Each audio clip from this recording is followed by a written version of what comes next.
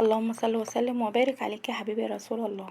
ايه رايكم بقى في الجمال والحلاوه دي؟ الست الشاطره ما تطلعش تجيب اي حاجه من بره، تعمل حاجتها بايديها وتحاول توفر على قد ما تقدر.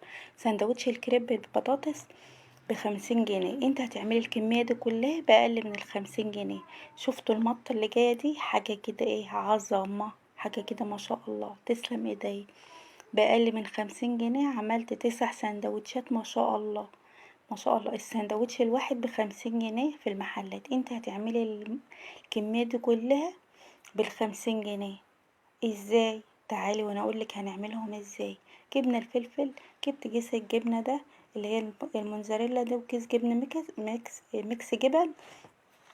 قلبت الجبنة دي على الجبنة دي، جبت الكاتشب والدهي العيش اللي هو بتاع الافران ده، اكيد عندنا كلنا في البيت، مش عارفين نوديه فين. جبت العيش عليه الجبنة، عليه البطاطس المحمرة الجميلة دي، وعليه الايه، الفلفل، وقلب وقفلت السندوتش بالطريقة التحفة اللي انتوا شايفينها دي. حاجة كده ايه ما شاء الله.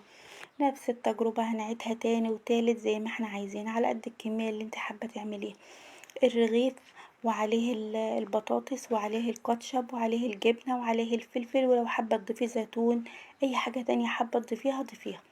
انا محبتش اكلف نفسي قوي عشان برضك يكون ان انا اطلع بنتيجة في الاخر ان انا موفرة، مش ان انا عايزه اعمل في البيت، لا انا عايزه اعمل في البيت تبقى حاجتي نظيفه. دي اول حاجه، اهم حاجه ان انا ابقى حاجتي نظيفه، ان انا اللي عامله الحاجه. وتاني حاجه ان انا عايزه اوفر واكل عيالي حاجه معموله في البيت، يبقى انا اكلتهم اكل بره بس في البيت بطعم بره، بنظافه الايه البيت.